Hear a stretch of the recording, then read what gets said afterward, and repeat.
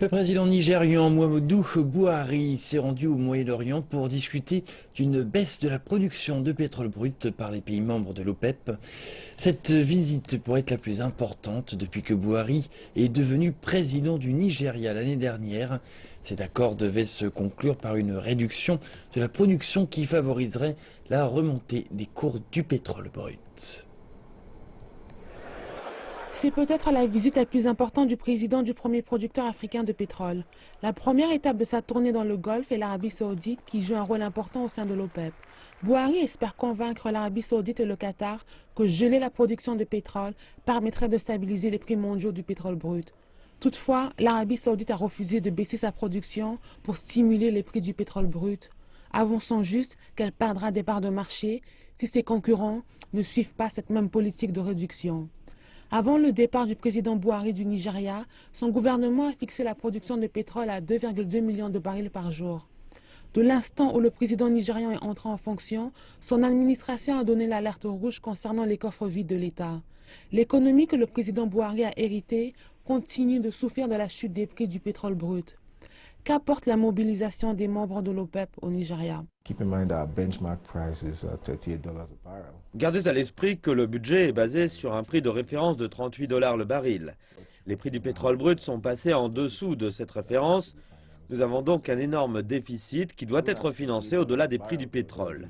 Même avec un baril à 38 dollars, il y avait un déficit de près de 2,2 milliards de naira qui a dû être financé. Maintenant, les prix du pétrole ont chuté en dessous de 38 dollars le baril, ce qui signifie que le déficit budgétaire est plus important. Les ventes de pétrole brut représentent 95% de nos réserves en dollars. Donc si les cours de pétrole continuent d'être aussi bas, la monnaie nationale du Nigeria, le Naira, va continuer de baisser. Cependant, convaincre le pays membre le plus important de l'OPEP, l'Arabie saoudite, de réduire sa production s'avère très compliqué pour le président Buhari. Les Saoudiens n'ont pas l'intention de réduire la production.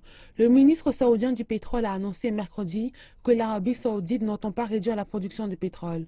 Immédiatement après l'annonce, les cours du pétrole sont montés à 33 dollars. Tandis que les discussions sur le gel de la production ont débuté, les observateurs de l'industrie pensent toutefois qu'il existe un terrain d'entente pour un gel de la production.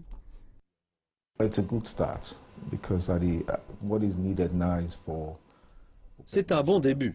Ce que les pays de l'OPEP doivent faire, c'est de regarder leur production et prendre les mesures appropriées pour stabiliser les cours du pétrole.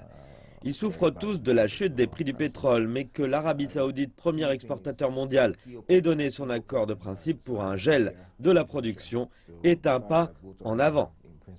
Les pays membres de l'OPEP représentent 40% de la production mondiale de pétrole brut et 73% des réserves pétrolières mondiales connues sont détenues par l'OPEP, faisant de ce bloc celui qui influence les prix mondiaux du pétrole.